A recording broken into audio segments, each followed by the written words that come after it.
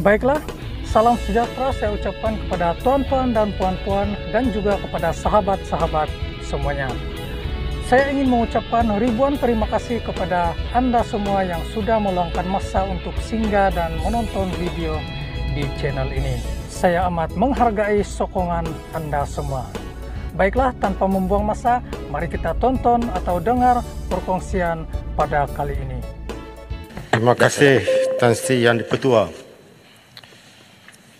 Soalan saya, minta Yang Amat Berhormat Perdana Menteri menyatakan pertama, nama syarikat-syarikat dari Australia dan Jerman yang akan melabur di Malaysia masing-masing berjumlah 24.5 bilion ringgit dan 45.4 bilion ringgit seperti yang diumumkan oleh Yang Amat Berhormat Perdana Menteri serta nyatakan sektor-sektor industri yang akan dibangunkan. Dan kedua, strategi dan langkah kerajaan bagi mempertingkatkan nilai dagangan khususnya ekspor bagi tahun 2024. Terima kasih. Silakan, Perdana Menteri. Kubang Pasu yang lebih arif dalam soal pelaburan ini berdasarkan pengalaman beliau sendiri.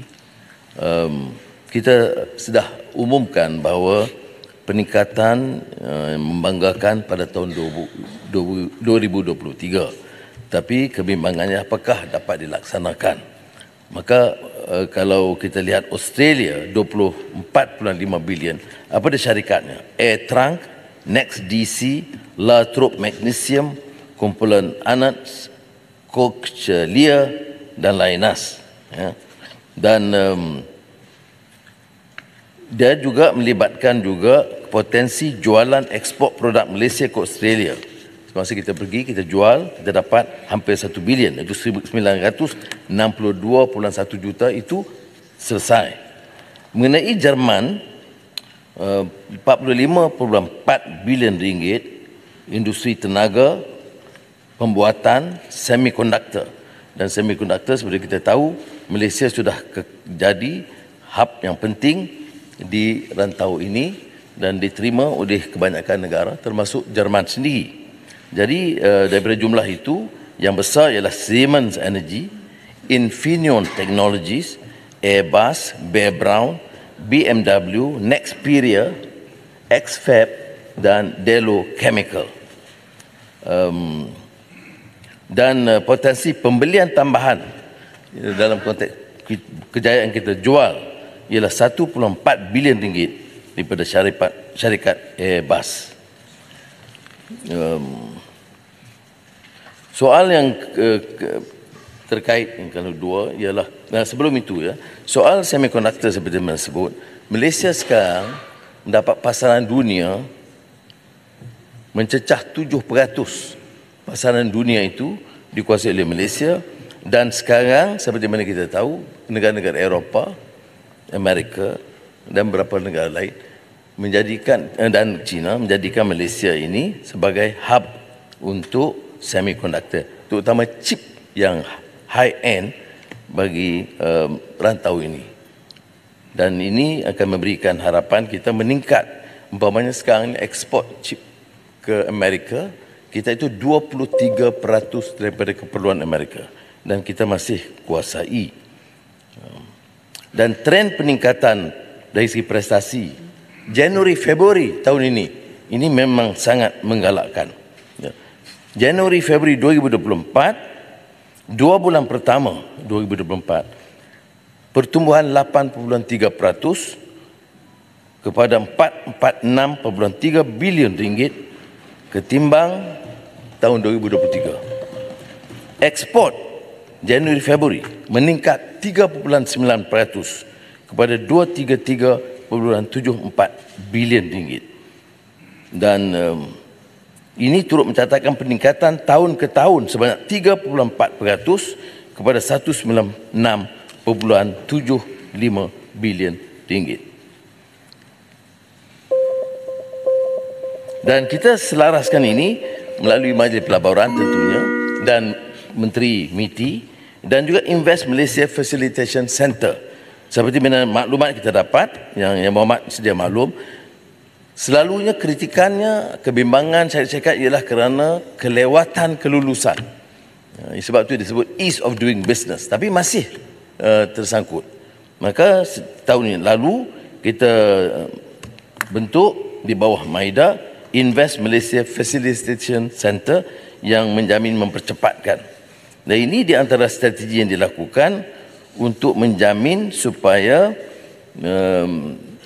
misi-misi yang dihantar keluar kebanyakannya dipimpin oleh Menteri MITI, dan ada, kalau saya ada kunjungan rasmi sama ada mesyuarat ASEAN atau mesyuarat-mesyuarat lain, saya memanfaatkan untuk memberikan fokus kepada pelaburan.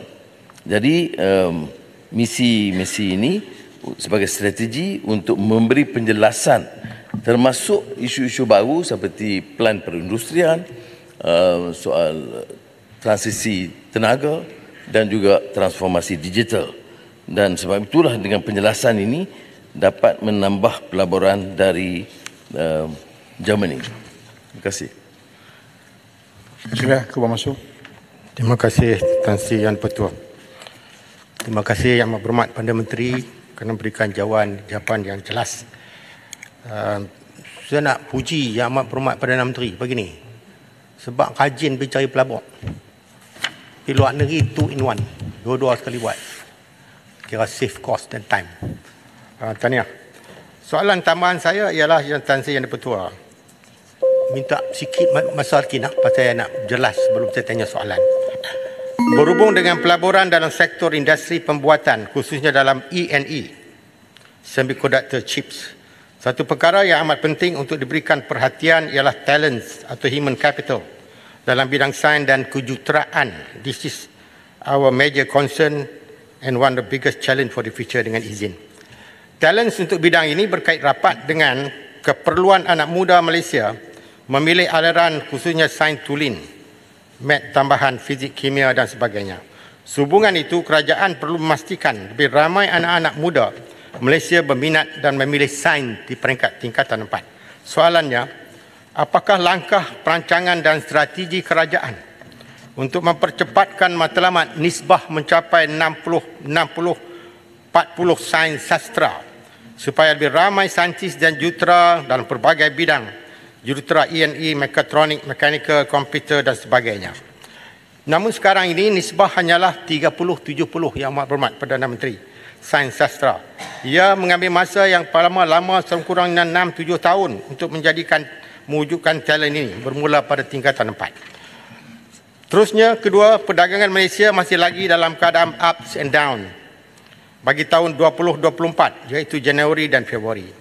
Setelah mengalami penurunan 7.3% pada tahun 2023. Jumlah perdagangan negara meningkat 3.3% ataupun 211.8 bilion pada bulan Februari 2024. Tetapi ekspor jatuh 0.8%, iaitu 111.3 bilion, dan import naik 8.4%, 100.4 bilion ringgit.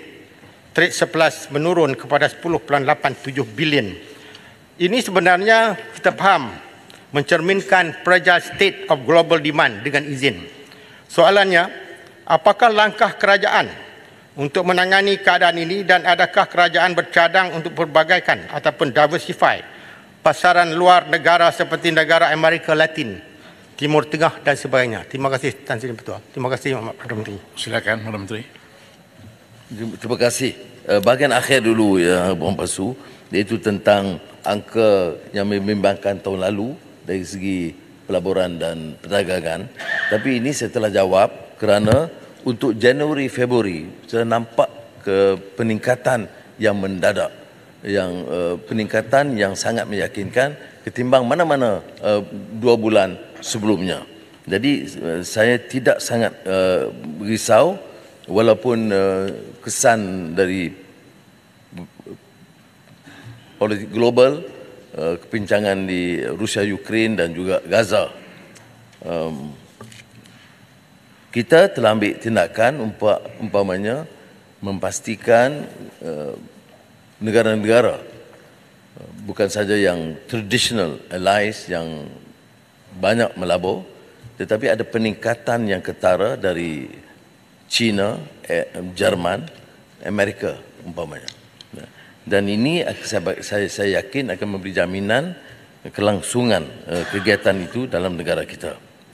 Soalan yang awal ini dibangkitkan itu memang satu soalan yang sangat relevan.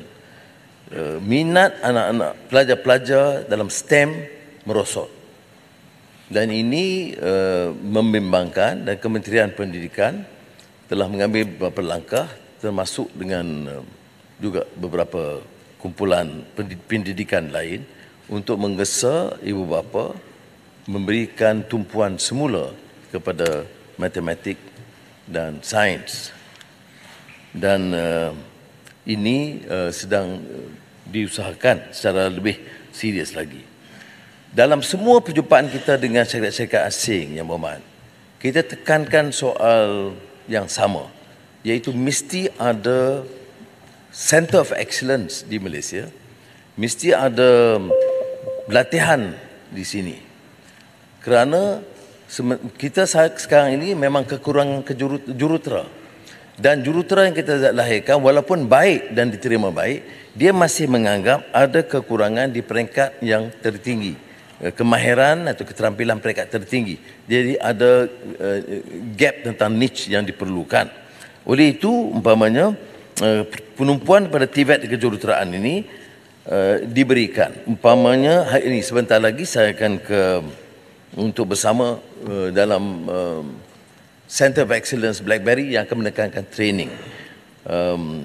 Nvidia umpamanya dalam tentunya satu kebanggaan kita di antara pelaburan besar yang dijalankan di Johor, di high-end AI, Artificial Intelligence peringkat tertinggi, dan untuk itu latihan segera telah kita tetapkan supaya dapat dijalankan oleh syarikat itu sendiri bersama dengan beberapa kerjasama dalam TVET dan universiti tempatan. Semua syarikat seperti Siemens itu mengadakan kerjasama dengan syarikat tempatan. Ya. Geely akan mewujudkan universiti kejuruteraan dan untuk tahun ini permulaan mengambil 300 jurutera dikirim ke negara China untuk persiapan tambahan. Jadi saya setuju kalau Malaysia tidak lakukan apa-apa yang segera mendesak, kita akan kerugian kerana tumpuan sekarang ini bukan lagi low end industri tetapi high end, dan high end ini atau front itu memerlukan kecekapan yang lebih tinggi daripada yang ada sekarang. Sebab itu saya minta universiti-universiti bermula dengan UTM mengadakan fakulti AI, dan fakulti AI itu harus selaras kegiatan mereka dengan semua universiti yang menjalankan kegiatan AI. Ini untuk memenuhi sebahagian daripada keperluan. Dalam perbincangan kita dengan Siemens, dia terus beritahu, kita punyai tenaga mahir, jurutera dan lulusan TVET yang cukup berdisiplin dan cukup baik. Kekurangannya ialah latihan itu tidak memenuhi keperluan tinggi, kemahiran tinggi yang diperlukan. Jadi saya jawab, saya kata boleh tak dia terima beberapa pelajar kita ke sana, ataupun supaya lebih efisien dan murah untuk dipastikan kemudahan Siemens di sini memberi ruang kepada pelajar-pelajar kita terdedah dengan perjalanan syarikat dan latihan in situ. Terima kasih. Silakan. Terima kasih Tan Sri Speaker. Mohon maaf kalau soalan panjang sikit sebab bukan senang dapat Perdana Menteri jawab soalan saya. Pertama saya ingin mulakan dengan mengucapkan tahniah dulu kepada Yang Berhormat Tan Bon dan juga Kerajaan Perpaduan Madani kerana pada tahun lepas kita telah berjaya mendapat 329.5 bilion dalam investment kita. Satu pencapaian yang baik, dan kalau tidak silap saya adalah pencapaian yang paling tinggi dalam sejarah Malaysia.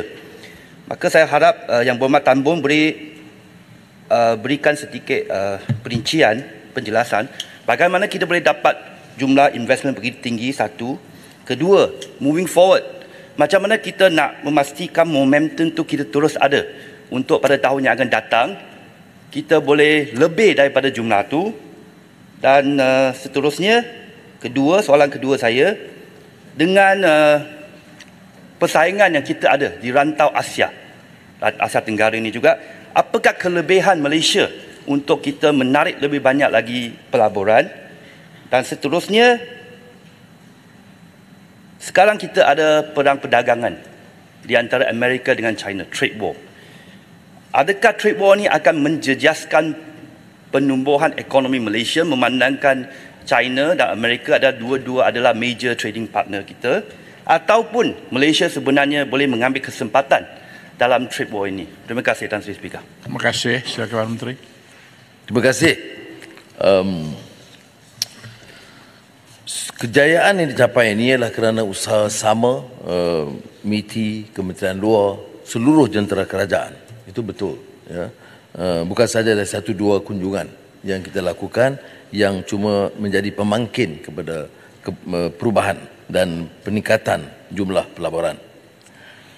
Kita akui bahawa Malaysia dapat tempat kerana politiknya stabil.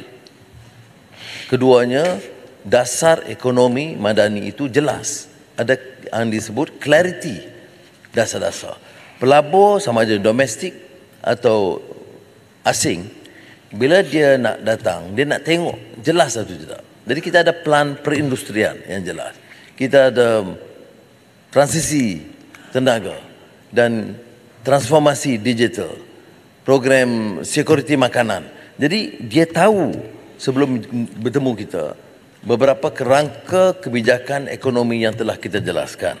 Ya. Kemudian tentu yang saya sebut tadi tentang kepantasan dan kecepatan kelulusan. Kerana Malaysia ini ada 3 peringkat. Federal, persekutuan, kemudian negeri, kemudian perbandaran. Selama ini beberapa teguran ialah kerana terlalu banyak kerana pentadbiran birokrasi. Dan ini kita jelaskan kalau peringkat persekutuan, kita tumpukan satu agensi di MITI untuk menyelaraskan. Soal trade war Amerika-China itu ada kesan dia kerana menurunnya permintaan di negara China, terutama tahun lalu sedikit, dan ini mengesankan bagi negara yang ekspor ke negara China termasuk Malaysia. Tetapi kalau kita lihat umpamanya dasar luar Jerman, setelah pengalaman mereka dengan Rusia, dia perkenalkan dasar yang disebut de-risk. De-risk maknanya mengurangkan risiko negara Jerman daripada bergantung pada satu negara China, maka dia pilih negara lain. Dan Jerman setakat ini memilih Malaysia sebagai hub selain daripada ekspor dan perdagangan negara China. Jadi ini akan membantu kita. Sebab itu sudah lihat dalam beberapa bulan ini mendadak kehadiran. MITI menerima kehadiran Menteri MITI menerima kehadiran Menteri-Menteri Perdagangan. Hampir kalau minggu ini 2-3 Menteri Perdagangan luar negara yang datang untuk minta supaya dipercepatkan umpamanya FTA ataupun EU, FTA dengan EU, dan begitulah keadaan dia. Dan kita pun masih dapat pelawaan daripada kesungguhan daripada negara-negara Arab, khususnya Arab Saudi dan UAE dan Qatar, yang dulu ada melabur tapi agak tahap yang lebih rendah. Peningkatan pelaburan dari Saudi, UAE dan Qatar, Saudi dengan UAE umpamanya itu 10 kali ganda daripada apa yang mereka telah catat setahun sebelumnya. Sebab itu saya fikir kita perlu terus beri tumpuan ini dan berikan latihan seperti yang susulan daripada soalan awal daripada Kubang Pasu, kerana kelemahan kita ialah latihan matematik sains dan TVET dan kejuruteraan dan AI di peringkat yang tertinggi. Dan kita mampu lakukan kalau kita berikan tumpuan dan peruntukan tambahan sepenuhnya. Baik, terima kasih. Sekian saja perkongsian pada kali ini. Terima kasih kerana sudah klik dan menonton video ini sampai habis. Kepada yang baru di channel ini, jangan lupa untuk tinggalkan like, share, dan subscribe-nya. Bye-bye.